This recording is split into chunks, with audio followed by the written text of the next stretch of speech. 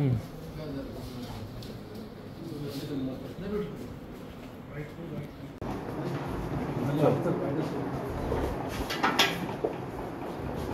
संस्थेच्या संदर्भातले त्या सगळ्या विषयावर साधक बाधक चर्चा झाली।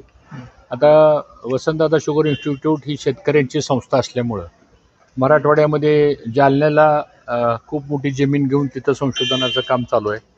विदर्भासाठी नागपूरला मोठ्या प्रमाणात BSIने जमीन घेतलेली आहे, तिथं शेतकऱ्यांच्या करता संशोधनाचं काम मोठ्या प्रमाणात चालू आहे।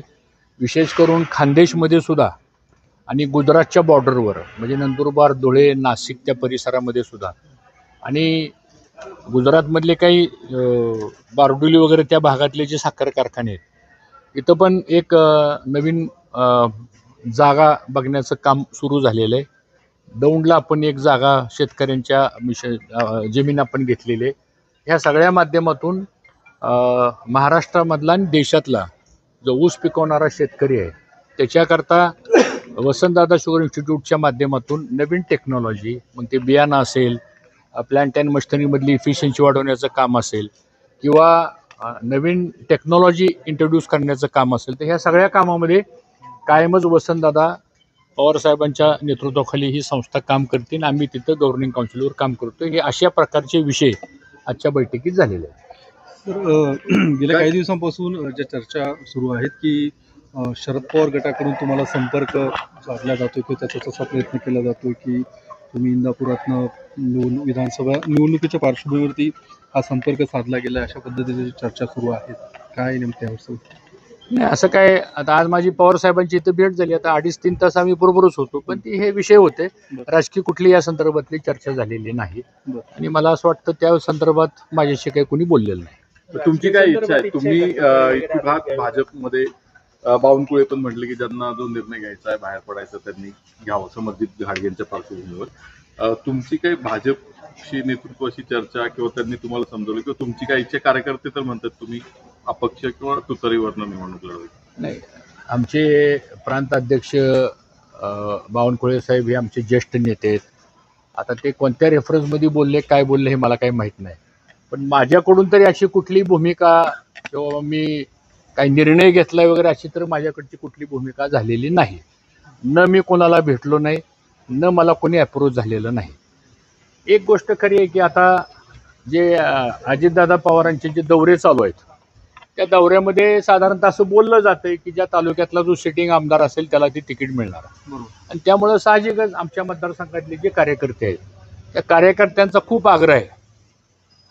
साहजिक लोकशाही प्रत्येकाला आपापलं मत व्यक्त करण्याचा अधिकार आहे, पण लोकसभेच्या निवडणुकीच्या वेळेस आमची जी चर्चा झाली होती अजितदादा पवार, मी आणि देवेंद्र फडणवीस यांच्याबरोबर आमची चर्चा झाली होती आणि त्यात असं ठरलं होतं, आता बाकीच्या गोष्टी काही बाहेर सांगणं योग्य नाही कारण बंद आड चर्चेच्या संदर्भातला काही प्रोटोकॉल असतो तो सांगायचा नसतो, पण त्यात असं ठरलं होतं की अजितदादा असं म्हणाले होते आणि ते भाषणात पण म्हणाले आल्यानंतर की देवेंद्र फडणवीस इंदापूर तालुक्याच्या संदर्भातला जो निर्णय घेतील तर तो निर्णय मी मान्य करेन आणि मलाही देवेंद्र फडणवीस साहेब असे म्हणले की मी हा संदर्भातला निर्णय घेईल।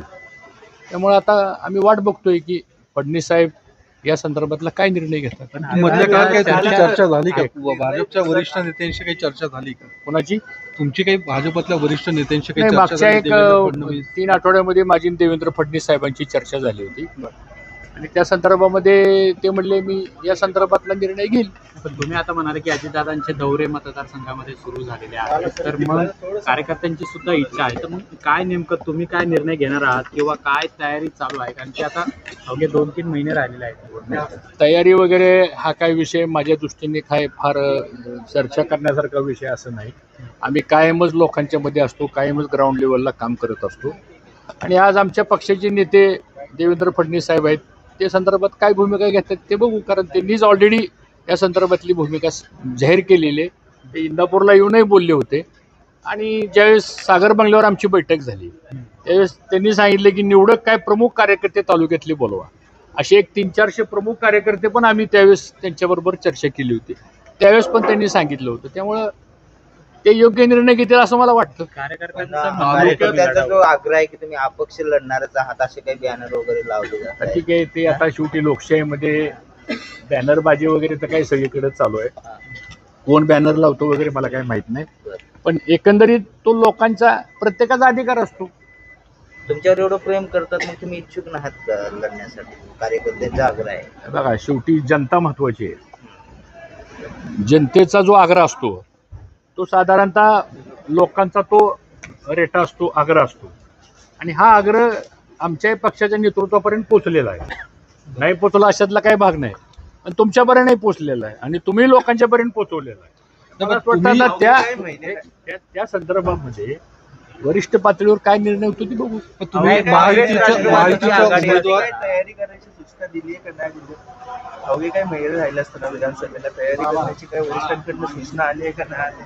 नाही, अद्यापर्यंत मला असं वाटतं की महायुतीच्या जागा वाटपाच्या बाबतीमध्ये कुठलाही अंतिम निर्णय झालेला आजपर्यंत नाही असं माझं मत आहे. अर्थात त्या सगळ्या वरिष्ठ पातळीच्या समितीमध्ये मी काही नाही, मी फक्त कोर कमिटीचा मेंबर आहे. त्यामुळे कोर कमिटीत पण या संदर्भातली चर्चा झाली होती, त्यानंतर पुन्हा काही कोर कमिटीची मिटिंग झालेली नाही. या सगळ्या पार्श्वभूमीवर तुम्ही वेट अँड वॉचच्या भूमिकेत आहात का? वेट अँड वॉचचा प्रश्न नाही. जे चर्चा होती, साहजिक आहे की कालच्या लोकसभेच्या निवडणुकीला आम्ही अजितदादा पवारांचं काम केलं.